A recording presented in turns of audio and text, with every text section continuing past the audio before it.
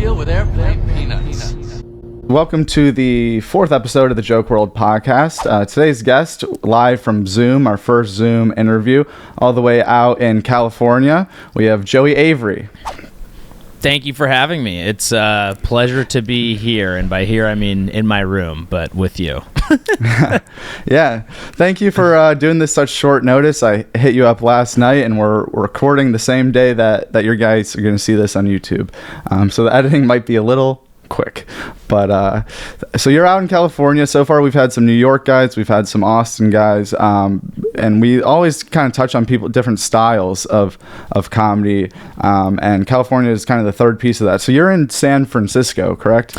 I actually just moved to LA, but that is just out of, you know, how comedians very often you start somewhere, you do it there for a long time, eventually you move to LA, New York, now Austin. So I just came down to LA, but in terms of my style, definitely influenced by San Francisco, and that's where I came up for most of my years of developing. Mm-hmm. So would you say that this was something that was written on the wall, because you're close to LA, or closer than, you know, me? I grew up in Cleveland thinking about doing stand-up, like maybe I'll go to LA one day, maybe I'll go to New York, but you're kind of close. Would you say that this was inevitable? You were always going to go to LA and you finally made the jump? It's a really good question, because actually growing up in the San Francisco Bay Area, I've always had like an antipathy towards LA, because we have a rivalry. So I've always been like, oh, dude, fuck LA, I'm not going there. And in San Francisco, it's actually kind of like an actual city, so you can hop around, do multiple shows a night, tons of stage time. It's almost more like the New York of the West Coast, obviously on a much smaller scale. So a lot of me, for the longest time, I thought I was going to go to New York just because I love being on stage, stand-up specific, getting stage time, which is not what LA is known for. But then, you know, my life happened, and it made more sense to move to LA. And a bunch of my, you know, peers who I'd started with in San Francisco all also moved to LA. And then it just became the obvious choice, because I had a lot of things going on down here, and it is easier because I'm close to home, and I do love California. So that's why I ended up coming here. That makes sense. As someone that has never been there, but hears a lot about it, is San Francisco as crazy and like absurd as people sound? Like, I feel like there can't be a place that actually exists like this, but the way that, you know, Rogan makes it sound and what I'm hearing, it's like I want to stay as far away as I can. Yeah, no, that's a great question, because if you listen to like Rogan, or if you read Fox News articles, everything is like 12 people were shot by 2 gay homeless people with heroin sticking out of their ass while they were shitting on the street and like fucking a child, and you're like, oh my god, I'm never in a tent. yeah, exactly. Yeah, and so honestly, like, does San Francisco have its problems with homelessness, things that I would love if the city was able to find a way to improve, both for the average citizen and homeless people? Absolutely. But the like fear mongering and everyone saying it's this like war zone, like, honestly, those people are fucking pussies, and they don't know the right places to go in San Francisco. San Francisco's the shit. I stand by it. It's not as insane as you think, but it does suffer from the fact that downtown, like the main area, if you don't know where to go and you're just like downtown, it's kind of the worst part. But people who live there don't tend to hang out in the Tenderloin as much, even though there's a ton of great comedy shows there. But there's bad parts of it. It's great, and honestly, if you know where to go, it's one of the most beautiful cities in the country and the world. Yeah, there's bad parts about every city, but for some reason it seems like San Fran, it makes you think you're gonna step off the plane and get stabbed with fentanyl from some like random homeless dude. Like, it's insane. Yeah, it's the worst PR. That might be the worst PR out of any city in the country. It's because its problems are also like aligned with super left-wing politics. So like, it's got a bunch of issues, and it likes to fly the flag for a bunch of things that if you want to fight against it, it's like a poster boy for where all these that problems makes come sense. from. But Yeah. it used to be, people say it's worse than it was a few years ago. But if you talk about what San Francisco was like in the 80s or 90s, like it was like a true war zone. And now there's a ton of like great spots. I don't know.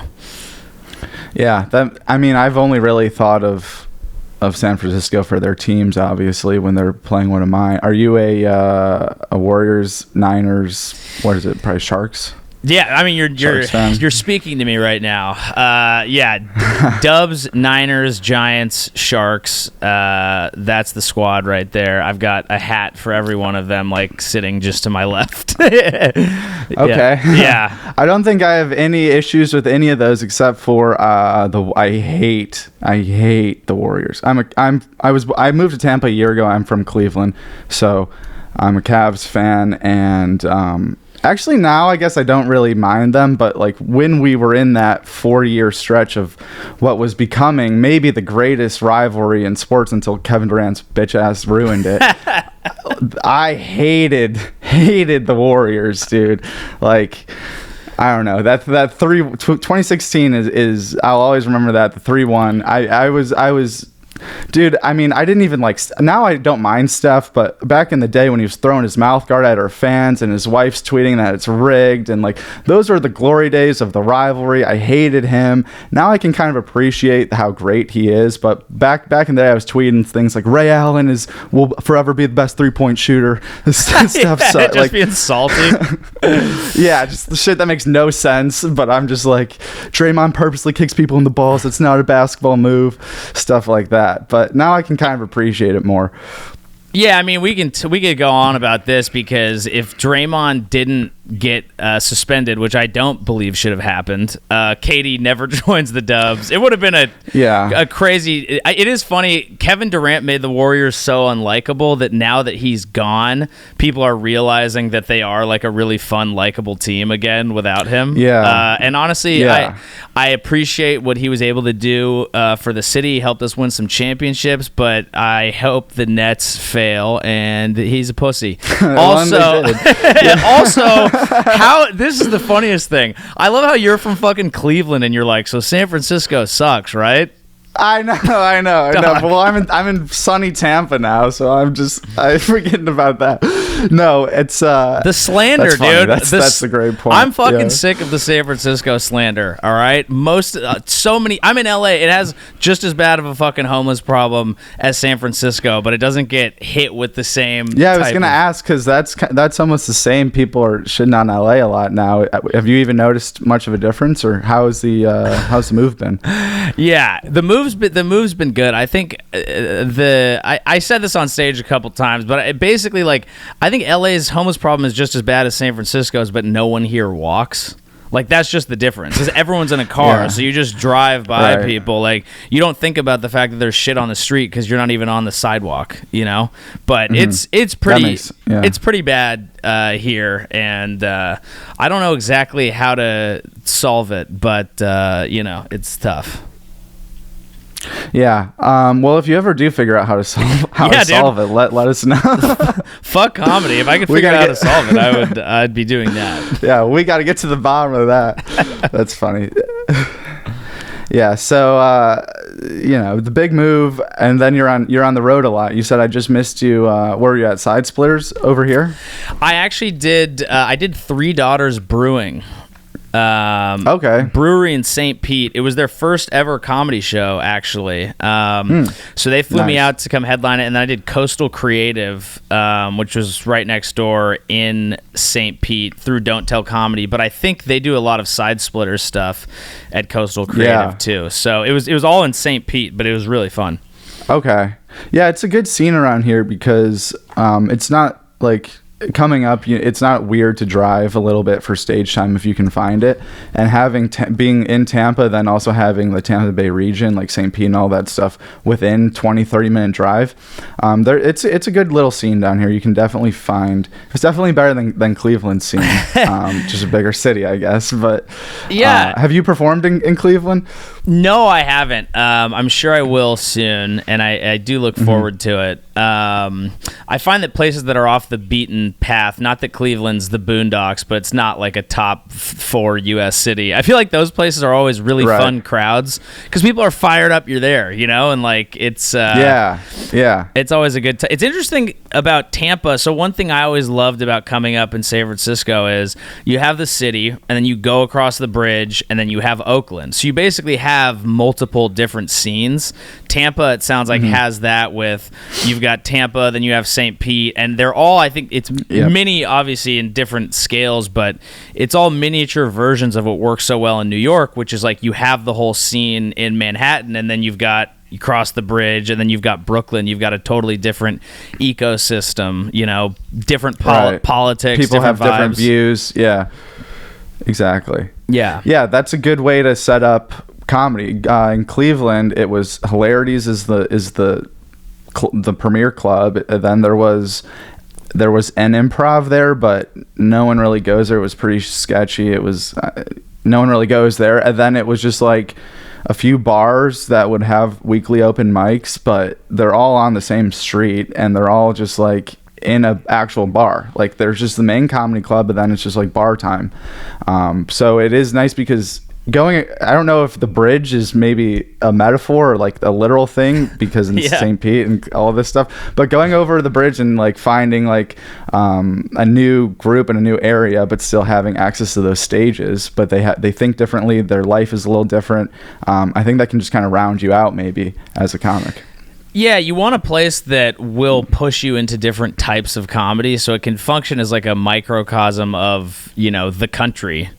Or, I guess the world. But essentially that's what you want, is to be able to, if you can figure out, or if you have to learn how to kill at an open mic, a comedy club, and a bar in a super liberal part of town, a more open-minded part of town, a conservative, if you have access to all those things, it'll just make you a better comic. And in the Bay Area, you'd have, I mentioned San Francisco and Oakland, but there's also tons of like, you've got super city rooms, and then you go outside of it just a little bit, and you can be in the Santa Cruz Mountains where people are, it feels a lot more like the middle of the country, right? You're in like an old biker bar, and people have, they don't want to hear your city manicured set. So that's all super valuable.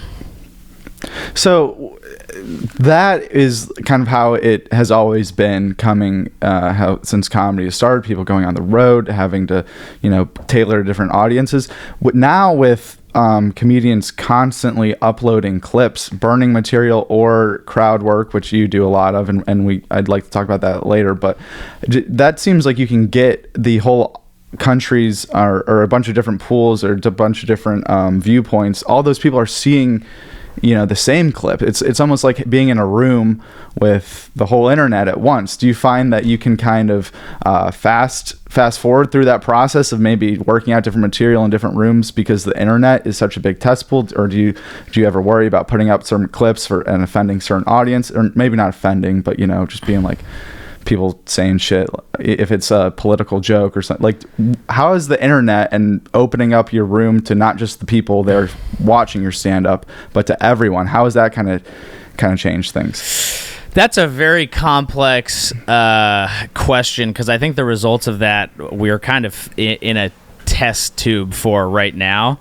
I think where it will probably push comedy is actually the opposite direction, because I think even though you get exposed to more people and you might get a bunch of hate and a bunch of love all in the same thing, and you get to see where people are coming from, I think the internet tends to push people more towards hyper pleasing one specific group. And then, and that's when you really go viral. So, like, I post a lot of crowd work stuff because I am trying, maybe this is still an old school perspective, but I'm trying not to burn a ton of my material. I like crowd work, and those are one-off moments. I'm like, that'll never happen again. Fucking throw it out there. So if you just watch my shit online, you think I'm a crowd work comic. Not the case. It just happens to be what I post. I also have stuff coming. Like, I save my material for I'm doing something on Comedy Central. Like that. All right, now I'll give you my jokes. I'm not just going to go fuck around for that. But like, one of my most successful jokes that I've posted recently on TikTok was it was a joke, but it was a pretty straightforward opinion that really only pleased one side of the abortion debate. And that went super viral because people can argue about it on there, and then it gets more views. So, like, unfortunately, I think that you'd think the internet, you have access to everyone, it'll bring people together, it'll make your comedy have to stand the test of pleasing everyone. For some people, that's true, but I think for a lot of people, they're going to realize that they get most of their love when they stick to one side and please them and incite debates online and watch their views go up while they set fire to the comment section, which is not a good thing, but people respond to strategy. I think that's what's going to happen. That's like how Facebook's whole algorithm was, showing you stuff that you disagree with because you're going to comment more, then you're getting fights and the comments will drive up the algorithm. I don't know if that's maybe you post controversial shit just so you know that people will fight in the that's just so interesting. It's tough. I mean, I guess maybe one potentially positive angle you could take that is your stuff will resonate if it's good, if it's funny, but the thing that I've been learning is it's not just about being good and funny. It's like, does it make people feel some type of way?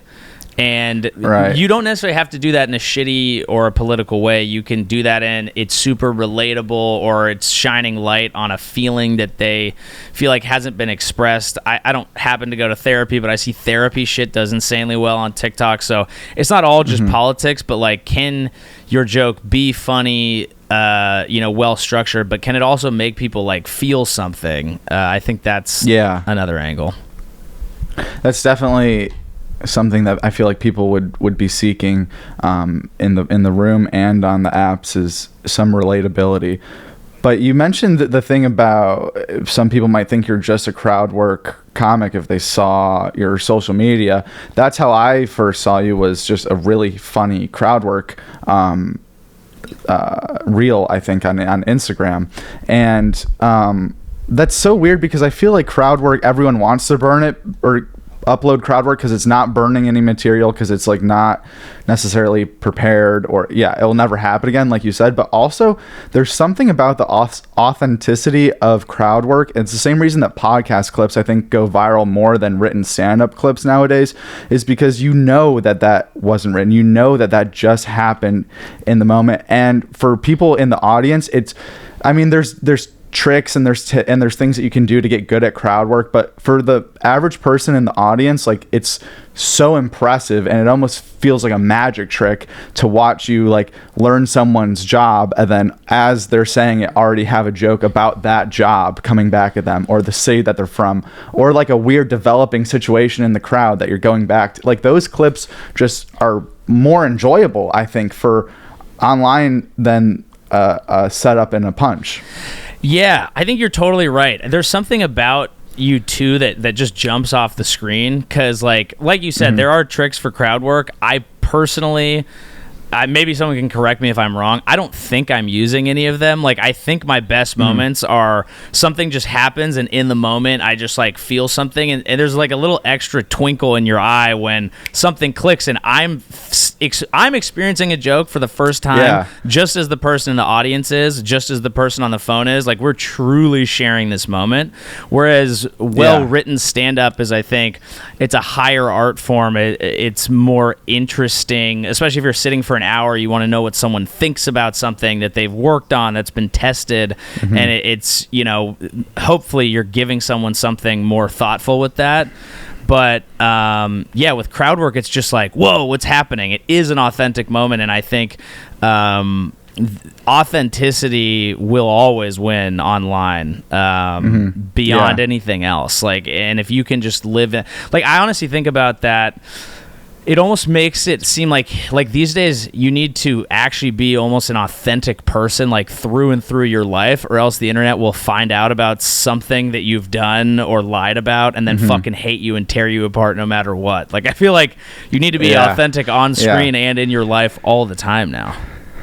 Yeah, that's a good point. Do you remember the first time you you ever did crowd work, because I assume very first few times going up, you definitely had some things written that you were going to say, because it's very nerve-wracking getting up for the first few times. And crowd work as a beginner comic seems so intimidating, because the number one thing is I don't want to have nothing to say. It's almost like doing a podcast for the first time. It's with someone that you just met. Like right now, it's like, all I want is that we get through this, it's fun, and that there's no time where for 2 minutes I wasn't just sitting here blushing like I have nothing to say. So like, do you remember the first time ever trying crowd work? Dude, I actually don't, because I don't remember ever trying to do it. Like, it was always just It was always a reactive thing. So I think it was it was mostly like doing shitty shows and then being halfway through this like really long, pedantic, overwritten bit and just like fucking panicking and being like, this is not gonna work, and then just like having to be like, what the fuck's going on with you? Or like someone drops a glass in the audience and I'm like, oh, thank God I have something to react. It was always like more reactive than trying to go out and seek it out. Yeah, that makes sense. There's definitely a fine line between reacting and starting a conversation with someone in the crowd and then a heckler handling a heckler. Have you had any of those moments, and have any of those increased because people see you online and they think, oh, he enjoys fan interaction, this guy, he'll let me say some stuff in the audience? Yeah, I don't think I'm big enough yet that people have like bought tickets to come fuck with the shows, and so hopefully that doesn't happen, because like I said, I really I'd like it to be reactive and natural. But that is something that can happen. I talked to so Andrew Schulz did a crowd work special, and I was doing shows with him pretty soon after he did that, and he basically was like, oh, I need to actually stop doing crowd work for several shows because I've over-indexed the audience towards that, and I want to bring them back into knowing that I do material. So you do really have to be careful about like training and managing people's expectations. But I haven't had too many issues with it. There's a phrase that was passed down. I don't remember where I heard it. I certainly didn't come up with it, but it's kind of a comedic maxim with hecklers, which is if someone's really disrupting the show, like, you want to give them enough rope to hang themselves, is the phrase. That makes sense. And it's basically like, let them be annoying before you jump down their throat. There's way too many comics who've been told, oh, I can just shit on a heckler, and so the second somebody does, like, even well-intentioned does something out of school, they're like, what the fuck is wrong with you? I'm gonna fuck your mom. And you're like, oh my God. Yeah. And because a lot, like, that's I'll see a lot of sets where someone will yell something out real quick, and they're obviously trying to get involved, and it's not even rude, and the comedian will just move right past it, pretend like they never heard it, because they're just in the middle of their show, and it didn't disrupt anything, and it was obviously someone just trying to be like, I'm adding in the show, and they'll yell out some shit like a celebrity name, Pete Davidson, and they're like, they'll just keep going. I really think most people are incredibly well intentioned, although probably also incredibly drunk, and so like the first, like, I really try and like instruct people and let people know, like, hey, like, don't do, like, it'll, these things will happen naturally, like, don't push out, or I'll just like dismiss them and try and quip on them real quick, but sometimes it gets out of hand. But it's very rarely is it done with any malicious intent, and I think that's important to keep in mind, because like at the end of the day, if you're doing stand-up, you're kind of throwing the party for everyone there. And so you want to make it fun for everybody, and if someone's out of hand, you want to have a light touch, I feel like. It's weird because it's like a party that sorry, just to interrupt you real quick. I have this weird thing where my computer is like forcing me to shut down in like 2 minutes, and I see we have 7 minutes left on the Zoom. Do you want to just pause and hop back on? Yeah, because I was going to wait for it to dwindle down. I didn't know that you could see that. I was going to wait for that to dwindle down and then tell you and be like, I'm not going to pay for this one, so let's hop back on and off. But I'm glad that you said that. Let's take a quick break. Yeah, we'll hop back on. Yeah, my computer thing hopped up too, so it's perfect. All right, we're back. It saved me like $7, I think. Yeah, that's great. Let me get these back going. My headphones so I don't bleed over. All right, we're back after the technical difficulties or whatever you want to call it. The extreme couponing. And so you mentioned working a little bit with Andrew Schulz beforehand, and that's definitely something that I know my subscribers enjoy his podcast Flagrant too, and he's in a good amount of our edits. I'm sure that they would like to hear about what it's kind of like maybe behind the scenes touring, pre-show, green room, that kind of thing. And that's a super broad question, but no, I think it's an instructive question, because I've definitely, the cool thing about getting to work with any of the comics who I've gotten to work with who are further along is you get to learn, maybe what sets them apart from the average people that you're working with. And so to give you the green room with Schulz before shows, I'll say this: he does not touch booze before he goes on stage at all. It's super dialed in. Afterwards, sometimes yes, sometimes no. We definitely have fun. It can be a really great time. But before shows, he's always locked in. He'll and also like he'll help. Like we've had joke writing sessions before shows where he'll basically say, this flip isn't working right. Like, what might help here? And you can throw out ideas that you have and be like, is this getting there? And he'll help you. So it's pretty business oriented. Unless there's like a UFC on, then it's very focused on that. That's pretty cool, actually, and that's kind of how I might have imagined it. I feel like the more you hear about the real details of people, their demeanor before shows, how they approach the stage. As a fan, you just think they're up there, they're having fun, they're having a good time. But the more that I hear about how people approach these shows, it's so business-like. Even like Bert, I've heard him say so many times he doesn't drink during shows. Then he'll go back on and be like, I've had one drink or two during a show. I don't think that's true. I think I haven't seen it, but I'm pretty sure he opens his set by shotgunning a beer. Yeah, he'll say that, then he'll be like, I'll have him bring me a water with a lime so it looks like I'm drinking, or I'll have one on the last. He goes, but it's just the fact that he even pretends like he doesn't drink during the show. I feel like more people handle it. This is flinging around. Yeah. I feel like more people handle it in a business-like manner than. I still have wires in my headphones. It's 2022. That's my fault. I feel like people. How San Francisco of you. The hobo wires. I think there definitely was a phase of comedy where it was dominated by people who would rack up lines of coke and get hammered and just let it fly out there. I think that's harder to do now just because it's so competitive, and I don't know. I think society has listen, I got no problem with doing drugs and partying, but I think just society's attitude towards mental health in terms of doing that shit all the time at your job has probably shifted a little bit. At your job is but the funny thing is, sometimes being really businesslike before the show is what allows you to truly be having fun and relaxed and kind of almost partying during the show. And not to say that means you're like fucked up, but just like a lot of times I've found the more times I've prepared, I'm like truly ready for the show, then you can really get out there and be like, all right, I've done everything. I'm just going to let myself be free and it's all going to work out. And so, being businesslike is not at odds with being carefree on stage. Right. Yeah, and it's more fun. It's more relaxing and way less stressful to go, because getting on stage in itself is like it's a thing that you have to do.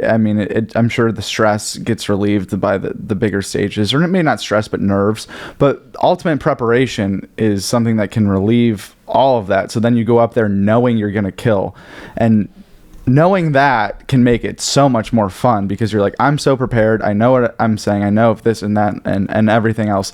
But, just being like kind of carefree or fucked up before the show and not knowing what's going to happen on stage seems a lot more stressful than being dialed in and being like, I know this is going to be great and I'm going to have fun after. Yeah, I'll give you two things on that. The first is a Jordan quote I read when I was young, which is basically that, where he said that like, he doesn't get nervous when he takes free throws because he knows he put everything into it that he possibly could in practice. Or so whenever a big moment comes, he's like, the ball may or may not go in, but I know that I did everything to make sure it could go in. So what the fuck is there to be nervous about? Because I didn't fuck up. Like, I did everything. Yeah, so we'll exactly. And that's from the second best basketball player of all time. Oh, so, my God. Get the fuck out of here. That is insane. It's not insane. I have a bias. Let me live.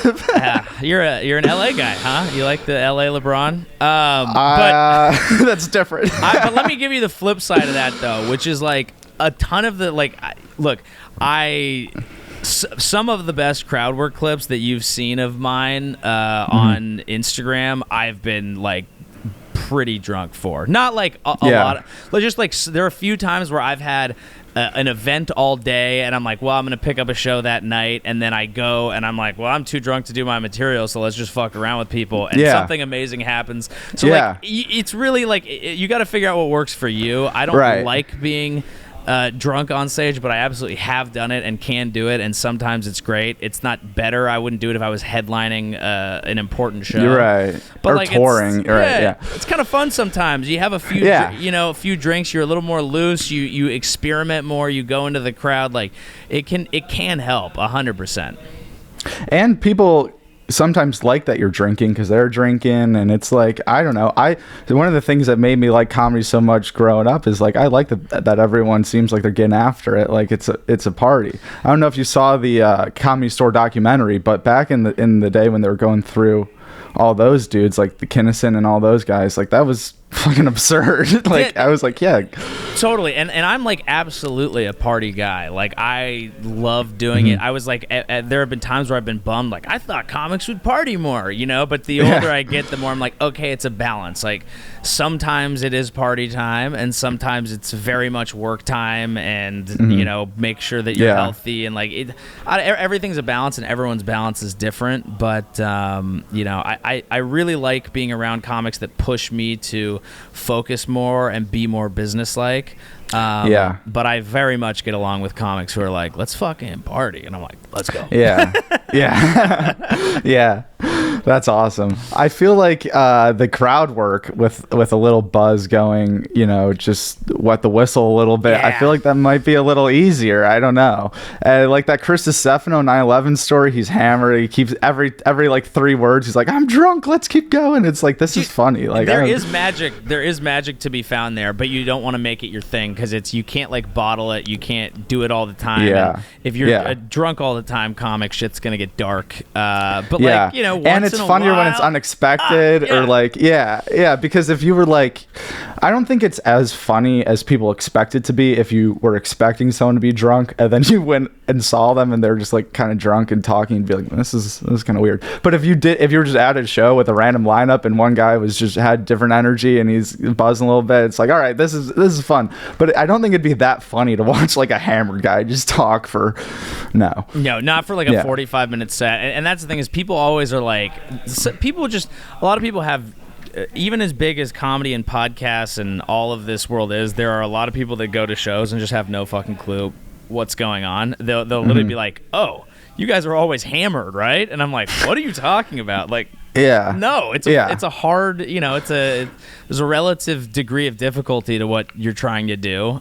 Being drunk doesn't necessarily help, but sometimes it does, Yeah, and if anything, it can kind of help nerves or just maybe you'll say some things that you might not have usually said. So this has been a lot of on-stage content, but some of my favorite things that you do are the little skits or just like videos that aren't obviously stand-up. I guess they would be called skits, but sometimes skits I hate the word skits. And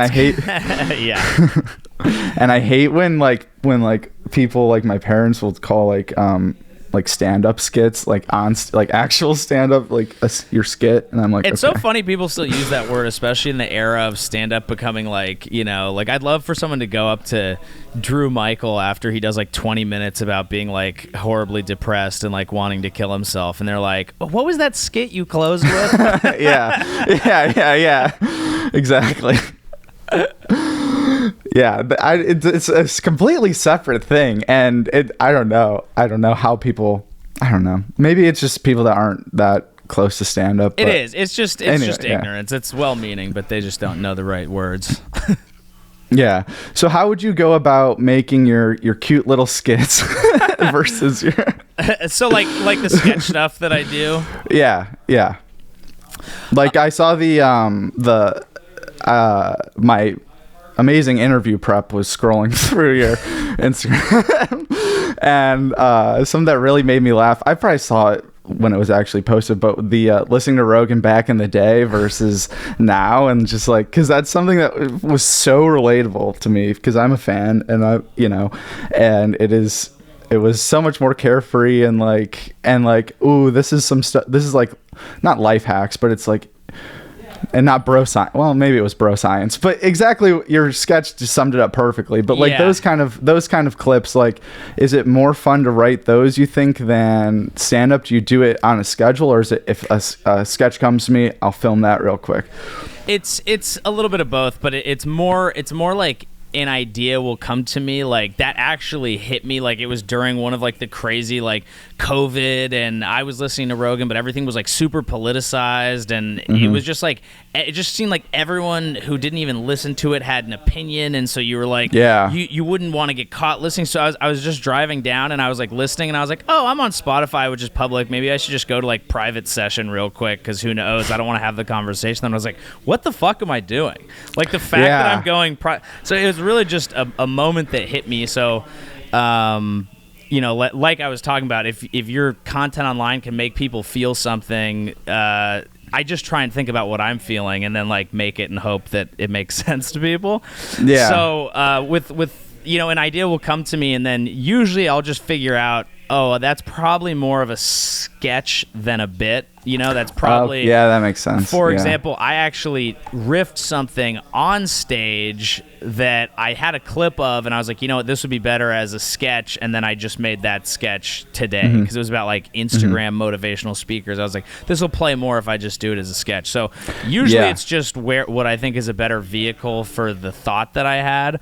But at the same time, if I know I'm trying to get some videos out a week and I don't have any stand-up clips, or I've been posting a ton of crowd work clips and I want to mix it up, sometimes I'll like sit down and just be like, let's fucking make something to just, because I do want to be able to, I want to be known as a stand-up first, which is why I mostly post stand-up stuff, but I really want to always push in different directions, because you really never know what's going to hit online, and I don't want to, I want to have multiple types of content for people. Isn't that so funny that nowadays people have to be like known as just such a like one thing or the other? Because like I feel like no one like comedian stand-ups should be, people post shorts and like sketches and like stuff like that all the time, and you would never say that someone on SNL is not a comedian, but yet the internet's just so like one thing or the other, that if you just if you posted 10 sketches in a row and then went back to stand-up, people would be like,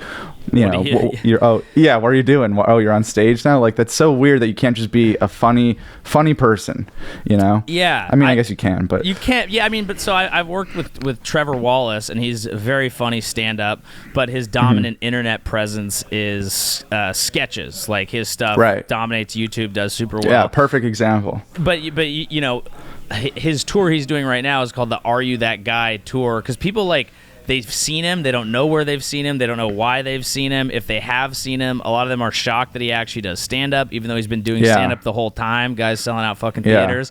So like, it's just, you do have to, and it even ties back into what we were talking about earlier with, if you just do crowd work, people will think you're just a crowd work person. It makes sense. Yeah. That's what they've seen. So whatever people know you from is what they're gonna. People used to go to Chappelle's shows and just scream, "I'm Rick James, bitch," and he's like a brilliant stand-up. Yeah, right. So you do have to. You got to lean into what works and what you can put out there, but you do really need to be cognizant of, okay, what type of audience do I want to build? What do I want them to know me as? So that you don't end up in kind of a weird spot where you're trying to tell people, no, this is actually my thing. Like, hey, this is what I wanted you to know me for. That's because, I guess it is just whatever you represent yourself as. It's not their fault. It's Right. like I just saw Chad and JT at Moon Tower Comedy Yeah. Festival in Austin, and I had no idea what to expect of their I knew that they were stand-ups because like I'm invested in this community, but like the main thing I've seen from them are sketches or like when they're at court, City council which is meeting. basically Right, city council meeting. Yeah, you'd expect them Yeah. to go advocate for a Nickelback statue or something. Yeah. Then it's their job to say, like, how can we take what you know us as and shoehorn it into our stand-up? And they do a really good job because their stand-up is in the same mindset and character of everything They're that still they kind do. of those characters, but it's still about their actual life a little bit too. And they push they're- it a little further than the online characters would. So but yeah, you do have to be careful. Like you might get pigeonholed into the wrong thing, and it's it's kind of your fault. Yeah. I mean, we're all just trying to like. At the end of the day, all this started, at least I speak for myself, but I assume the same for you, is like all this started as for me was like, fuck, can I avoid having a 9-to-5 job? Here's this thing that I love. If I can ever just do this, I'll be the happiest guy in the world. So you do whatever works, and you don't look a gift horse in the mouth, but you do really have to be careful about what type of audience you build. And even with doing like really edgy, like I don't like to be filtered. I like to make fucked up jokes. I like to make political jokes. I have a podcast called Pier 69. We push it sometimes. And I think people get it, but you even have to be careful. Sometimes you make a joke and you're like, oh, that's edgy. And then people are like, I fucking love that. And you're like, whoa, I was kidding. And I feel like you like it too much and it's weirding me out. That's funny. That's like a Big J Ogerson joke. He had a joke where he's like, it would be weird for me if I was saying like racist jokes and everyone in the crowd wasn't laughing, if they were just like nodding their head like, yep. I'd be like, what? This is not a political rally. We're just like comedy. You're pushing on the edge. It's funny to say the wrong thing even when you know it's wrong. Like it always has been. And that's why it's funny. Right. And that's like even in the last Wednesday a week ago was the day after this whole Chappelle thing happened. I can't believe it's only been a week because I feel like we've heard about it so much, which is maybe my fault too, but whatever. And I did a solo podcast after that one, just talking about exactly that incident. And there was a comment that, and I think I joked around and said my only regret, or my only thing I wish was different, is that like they could have put him in maybe like a 1-day coma, like just a quick coma, that he doesn't die, but just like maybe it'd be more of a punishment for like a quick coma. Right. And I had this long paragraph from someone that was like, I've watched all your compilations and your edits and cut-ups and stuff, really like this channel, but like it just goes to show, like, you never know, I can't believe that you would say this, and like I can't, like, what's your character like, and like where are your morals? 1 to 2 day coma, really? Like, I was like, obviously I don't know this guy at all. The situation already happened. I can't change any of this. I'm just so surprised that on a channel called Joke WRLD that you would take anything I say seriously at all, let alone like something that I thought was pretty extreme to say. Yeah, you're gonna get shocking shit. Like you could say the most obviously untrue, over the top joke, and that you could be talking about cutting off your own cock, and then someone would be like, I can't believe you're trivializing people who've like chopped off their own dicks. Like, what are we fucking talking about? So there's just too many people out there. There are too many people. I can end it literally there. Too many but people, like people will, it'll catch shit on a weird day or whatever the fuck, and they will take it completely literally, and so for as long as your career lasts, you're gonna look at comments and be like, what in the living fuck is this makes no sense. But at the same time, and I try not to look at comments too much, but sometimes you'll read something and be like, maybe I misrepresented this, or maybe I didn't think about it that way. And so I don't know, sometimes you can learn something from it. You can. Even in that instance, I kind of for a second felt bad. I was like, oh, I don't want anyone to think that I want, but then I was like, oh, obviously you're like, I'm not advocating for violence. Like, you could go back and forth with this person, they're never going to be happy, and you're going to like neuter your entire joke, and so you just got to keep it moving. But it's a data point. How do you go about keeping keeping yourself grounded while also pursuing internet, internet fame, or just, you want as many comments and likes as possible on your comedy material and all this stuff. But at a certain point, then while the numbers go up, it seems like people just become numbers, and you become numb to just like, this is a real person saying this, or is this just an account? I'm just looking at my phone. Like, have you found that you struggle to keep like this in real life, that like even real people are commenting these things? Because at a certain point, when there's so many, it just seems like, what even is this?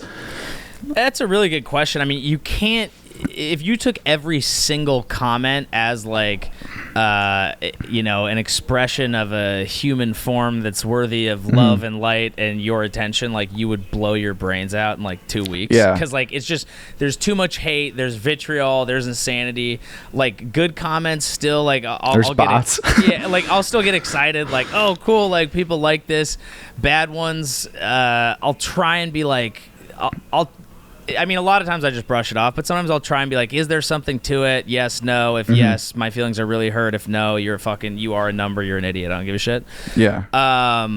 So, it's tough. You really do have to, at some point, look at it a little bit like a business, and like you really are, like, especially with all the analytics tools that are online now, like, you really are aggregating your numbers and pitting them against previous performance, and like wondering if you're doing growth, which is the appropriate mindset for growing a business. But so I guess I do really look at it analytically, but where it becomes real for me is like when enough people follow me, and then those people buy tickets, come to the shows, interact with me, and are there for the right reasons and like me. Like, that's where the humanity comes back in, and it's like, oh, this is awesome. These people found me. They fuck with me. We're building something together. Like, I think that's the time to think about people as people, and not like if it's just some random person who wasn't gonna like you anyway talking shit. If it's like the people who want to comment negative shit on your stuff were not gonna be your fan anyway. So keep it fucking moving. Yeah, there's no point of even working yourself up about that. Are you a big comment deleter or no? Usually Here and no. there. Usually no, Yeah. but like every once in a while, it's like, I don't need it. I don't necessarily need this on my page. Like, I'm trying to get my page out in front of people who are gonna like it.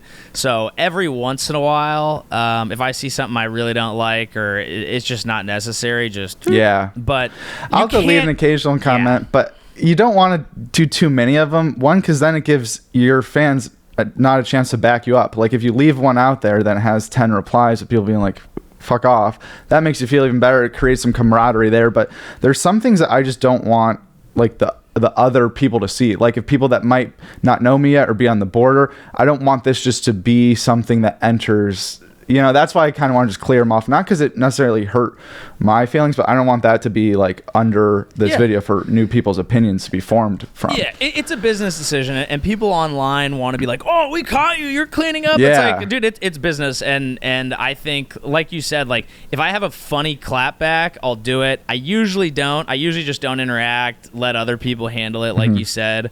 But yeah, dude, it's a business. There's this weird like gotcha idea online of like, you're deleting comments, or you're doing this, or you're doing that. It's like, I'm trying to grow a page, man. Like, I don't know what to tell you. Like, this is, I'm doing my best. I'm not gonna make everyone happy. Like, it's not possible, especially as a comedian. You're gonna piss people off. It's probably a good thing. If you weren't, then no one would like you. But like, it's just, I don't know. How do you go about and this might be one of my last questions, 'cause I feel like we're probably reaching the next 20 minutes, but how do you go about you're saying you're always going to piss someone off if you're doing something right. So in these rooms, what you think is funny is just funny. However, in the last maybe 4 or 5 years, it's been kind of like people's opinions can carry weight in culture or cultural value in opinions, or like if you have the wrong opinions, you're worthless. And in comedy, that's something that I feel like good comedians have not given into, but some have, or some maybe have online or on Twitter, just trying to cover themselves that way. How have you handled this hard time for right or wrong opinions while also being someone on stage that's supposed to say controversial kind of things? I don't know. I mean, it's. I think trying. I think. I just hit record. Yeah, all good. I think trying to like 4D chess your way into like the right strategic way to please everybody with your opinion is impossible. So I really like try not to overthink it. I mean, I really what I try to do is like just do what I think is funny, and then I think the people that will find it, and the people that will hate it will also probably find it and then keep it moving, which is fine with me. But like comedy is a hard enough thing to do. I'm just trying to do it the only like to the best of my abilities, which is a unidirectional. Like I can only be the most Joey Averyest person that I can be. I don't know if I can strategically. Maybe you decide we should cut that joke. That wasn't even a good representation of me. I stepped over the line, whatever. But like, I don't know how to strategically do it. I try to just be authentic and come from a good place and at the same time say fucked up shit and push the envelope and say stuff that would work if I was talking to my friends sitting around a campfire off a couple of glasses of whiskey, and not everyone's going to like that, but hopefully more do than don't, and fuck it. I don't know. And that's like, perfect, because that's when...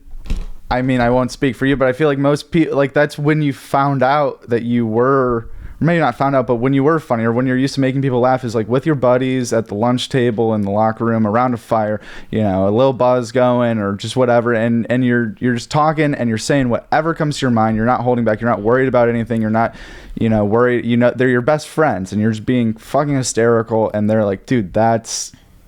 running a lunch table can feel better than a whole open mic sometimes, or 100%. And that's I feel like what I mean, from someone at a lower point in this, like I want to not just say what I think is going to be funny. I want to be who I am, like around my friends when it's really funny, not just like made up stories about like this is my setup and this is my punchline. I want to be just like, and I think that crowd work gives you that opportunity, because that's what that whole thing is basically crowd work with your friends. You know what I mean? It's reactionary, it's conversational humor, and it can teach you how to write. Like I think I made somewhat of a breakthrough through doing crowd work, because it wasn't my like super particular written following a certain path, trying to walk a line where I please everybody, because when I'm at home writing, I am thinking about everyone else, and I don't want to do anything that's going to piss anybody off, because I don't really want to piss anybody off. I just know it's going to happen.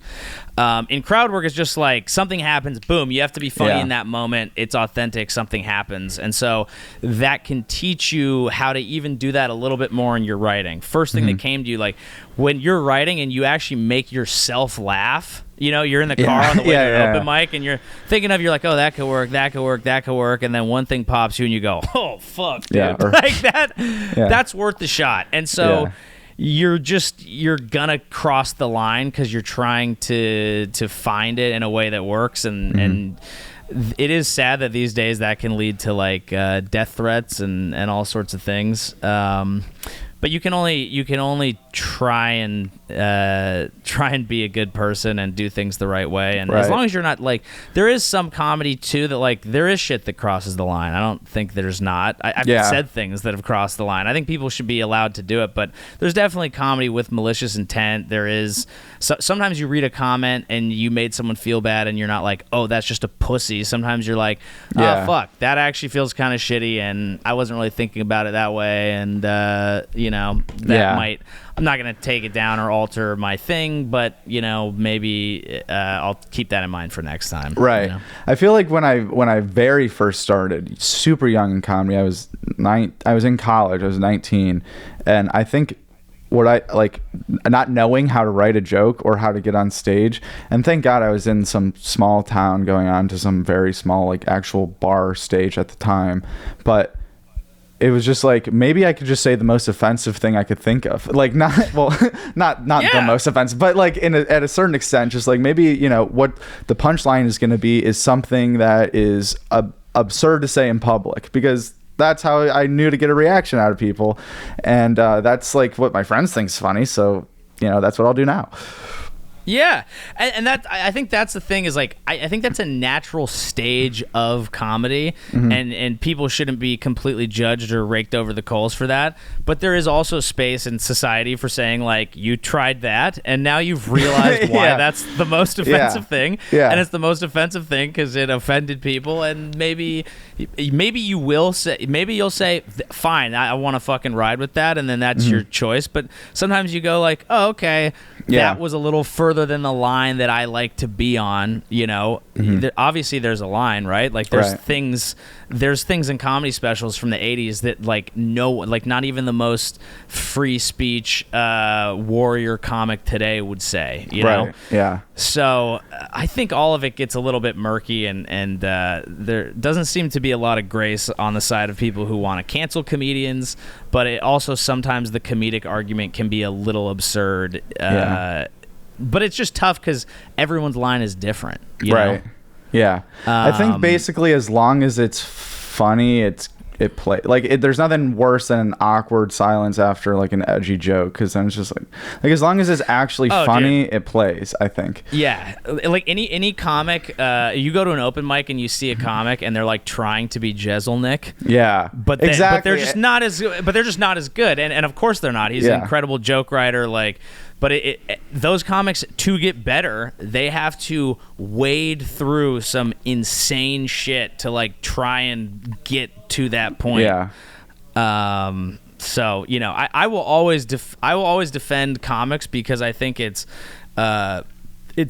important that we have our right and our space to explore shit that no one else is exploring. Otherwise, like all of society is just boring. But like sometimes you're like, yeah, it probably wasn't a great take or joke, and I'll defend your right to say it, but like people are allowed to be pissed as well. Yeah. Awesome. Well, this was a great conversation. Really enjoyed talking to you, Joey. You want to plug this would come out the audio definitely today, the video I'm hoping by tonight, maybe tomorrow morning. So any shows, podcasts, socials, whatever you want to plug now. Yeah, absolutely. You mentioned it, but a bunch of my stuff's on Instagram, so that's just at Joey Avery. Joey Avery Comedy on TikTok, Joey Avery on YouTube. I've got tons of stuff up there to watch right now, and then I do a podcast called Pier 69, and I'll be in Austin next week doing the Chubby's Comedy Festival May 20th. Awesome. Well, thank you again, Joey, and go check out his socials, and hopefully we'll hear from you again soon. All right, thanks so much.